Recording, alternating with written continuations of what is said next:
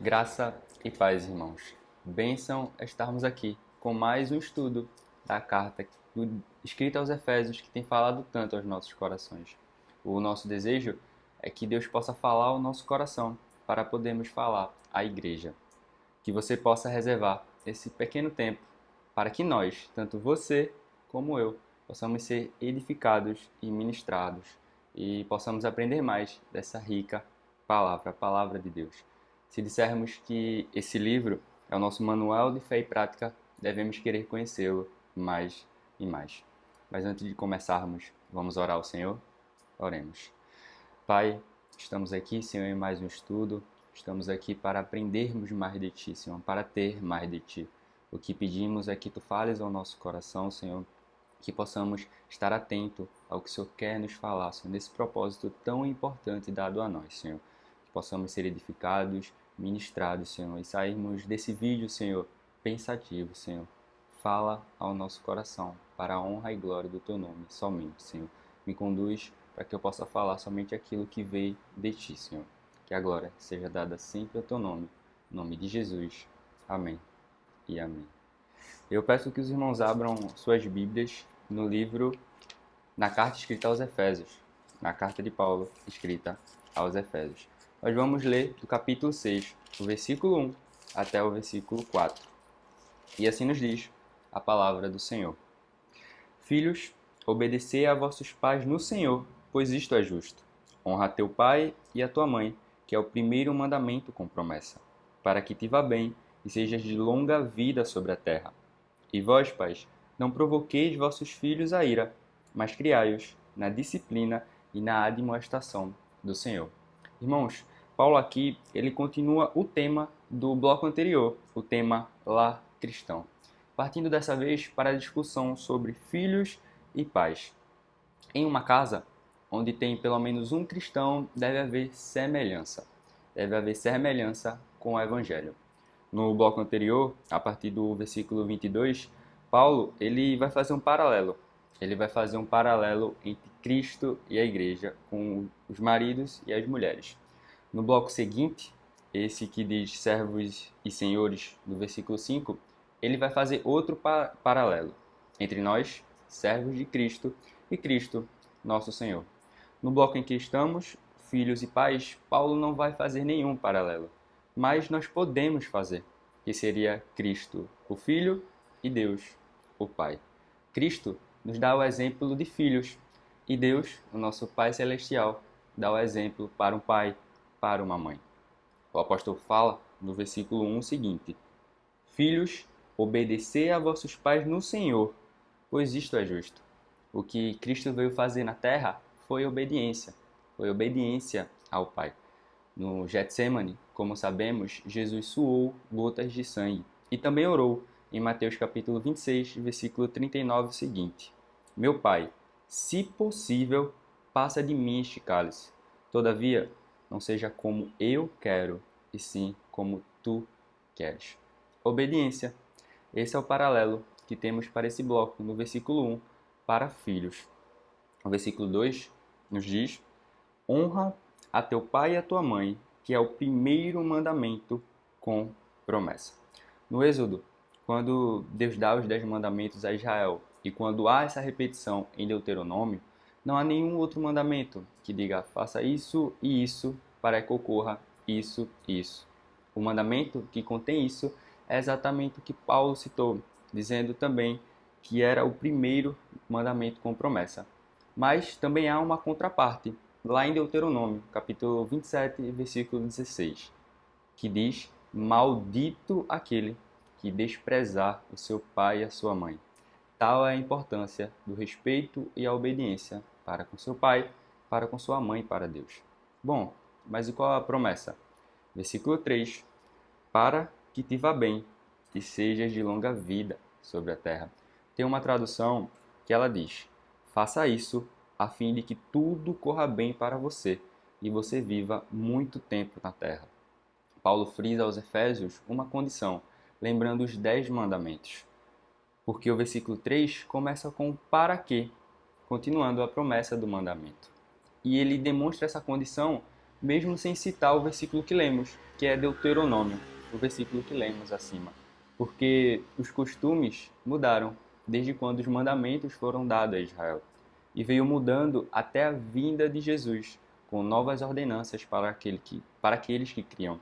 O próprio lar cristão tinha mudado também, mas Paulo mostra que a única coisa que não mudou foram as promessas de Deus. E você pode se perguntar como isso se conecta àquilo que temos estudado. E eu digo, assim como honrar o pai e a mãe é uma ordenança com promessas, pregar o evangelho vai pelo mesmo caminho. Lá em 1 Coríntios, no capítulo 9, do versículo 16 até o 17, na parte A, o apóstolo Paulo escreve: Se anuncio o evangelho, não tenho de que me gloriar, pois sobre mim pesa essa obrigação, porque ai de mim se não pregar o evangelho. Se o faço de livre vontade, tenho galardão. Nós sabemos que a situação do apóstolo é diferente da nossa em vários aspectos, e sabemos que somos salvos somente pela graça de Cristo, mas através das nossas obras nós vamos saber se fomos salvos ou não, porque Jesus também nos deu esse ID. Nós conhecemos o caminho para termos o mesmo galardão que Paulo. E o que precisamos? Pregar o Evangelho para toda criatura e em todos os lugares. Evangelho que explicita o eterno propósito de Deus, o qual ele está cumprindo por meio de seu Filho Jesus Cristo e vem executando na igreja e através dela. Eis aí o nosso propósito. Paulo agora vai reservar esse último versículo, versículo 4, para falar especificamente aos pais. Versículo 4: E vós, pais, não provoqueis vossos filhos a ira, mas criai-os na disciplina e na admoestação do Senhor. Hoje em dia, há muita discussão sobre a criação de filhos em todo o mundo, até sobre alguns materiais escolares que podem ter ou que não podem ter, ou que determinados líderes políticos querem implementar. Mas nós, como cristãos, o que devemos pensar é o que a Bíblia fala sobre isso. O livro de Provérbios ele fala bastante, mas eu escolhi somente o capítulo 29 e o versículo 15 para falarmos aqui, que diz, Provérbios capítulo 29, versículo 15: A vara e a disciplina dão sabedoria, mas a criança, entregue a si mesma, vem a envergonhar a sua mãe. Mas claro, irmãos, há limites. Isso nós precisamos entender. Como, por exemplo, Paulo fala sobre não provocar os filhos à ira, mas isso não quer dizer que devem se sujeitar a eles. Afinal, eles são filhos, elas são filhas. Ou como o próprio livro de Provérbios fala, deixá-lo entregue a si mesmo, para saber a hora da disciplina, ou a hora de passar a mão, por assim dizer. O único que pode direcionar vocês, pais, é o nosso Pai Celestial. Por isso, precisamos sempre pedir a ajuda de Deus para nos guiar, para nos mostrar como sermos filhos melhores, pais melhores, servos melhores e cumprirmos nosso propósito da melhor maneira possível. Então, irmãos, quais lições podemos tirar desse texto para nós? A primeira delas, filhos, nós temos o exemplo de Cristo para seguir. Falando de Jesus, nós podemos usá-lo sempre como exemplo, mas vamos usá-lo aqui neste estudo como exemplo para filhos. E sim, Jesus está em um patamar inalcançável, mas lá em 1 Coríntios, capítulo 11, versículo 1, Paulo fala para imitarmos a Cristo. Então é isso que vamos fazer. O sacrifício de Jesus na cruz, como já falado, foi uma obra de obediência. Mas o que nós podemos aprender com a obediência perfeita de Jesus? Primeiro, que nossas próprias vontades nem sempre são as melhores. Durante os acontecimentos do Novo Testamento, uma coisa que vamos ver muito Jesus falando é o que ele falou lá em João, capítulo 6, versículo 38. Porque eu desci do céu, não para fazer a minha própria vontade, e sim a vontade daquele que me enviou. E, como já citado, por ter que passar pelo que passou, nós podemos conhecer um pouco a vontade de Jesus lá no Getsemane. Mas mesmo assim, ele cumpriu a vontade do Pai, ele foi obediente. O que implica para nós, em baixas proporções, claro, lembrar que são os nossos pais, no sentido que já passaram pelo que nós já passamos e que também já viveram mais. podendo vivenciar mais coisas e acumular mais experiências, não importando a idade que a gente tenha como filhos, ou formação, ou quantos livros nós já lemos, temos que lembrar que eles são pais, já passaram pelo que nós passamos e têm uma sabedoria que é dada por Deus. Afinal, eles foram incumbidos de nos criarem, de nos gerarem e de cuidarem de nós. A segunda aplicação, irmãos, pais, vocês têm um exemplo do nosso Pai Celestial. E agora vamos inverter os papéis, por assim dizer. Bom, pais, eu não sou ninguém para exortá-los, então creiam que essa palavra vem do Senhor. E ainda na questão da situação de Jesus no Getsemane, o que podemos aprender é o doer por necessidade. Explico. Jesus precisava passar por todo aquele sofrimento. Mas Deus é Pai e com certeza não ia querer ver seu filho passar por aquilo, mas permitiu, porque foi necessário. Isso implica no versículo de Provérbios que já lemos. Vamos falar mais uma vez aqui, Provérbios 29:15. A vara e a disciplina dão sabedoria, mas a criança entregue a si mesmo vem envergonhar a sua mãe.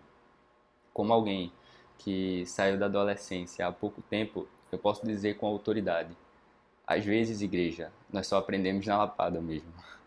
Mas mesmo o pai, sabendo que o seu filho precisa ser disciplinado com rigor, ele vai se compadecer. Porque ele vê que seu filho se arrependeu e consegue até perceber uma atitude de mudança.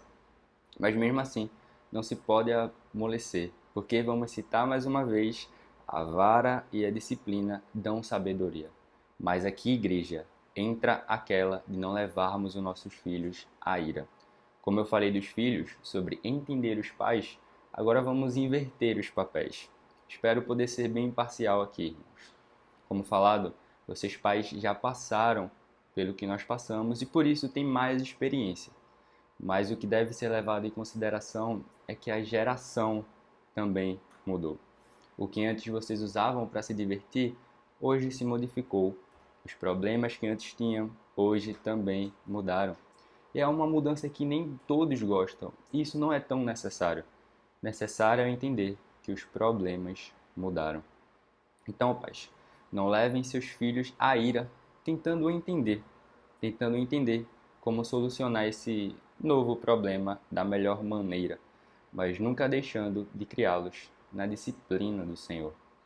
Antes de tudo, como um lar cristão, a semelhança com o Evangelho deve existir, deve ser inevitável.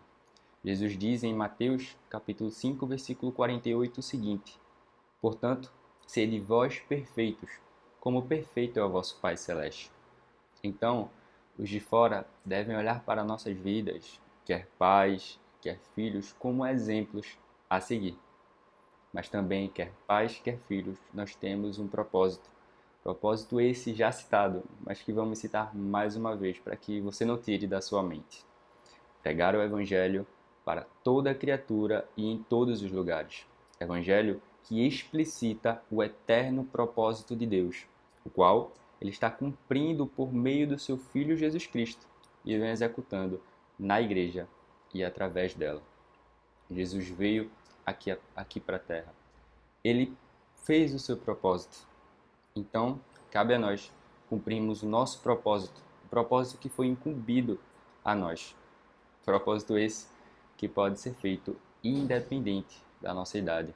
Afinal, a cada esquina há inúmeras pessoas precisando ouvir o Evangelho, precisando conhecer o caminho.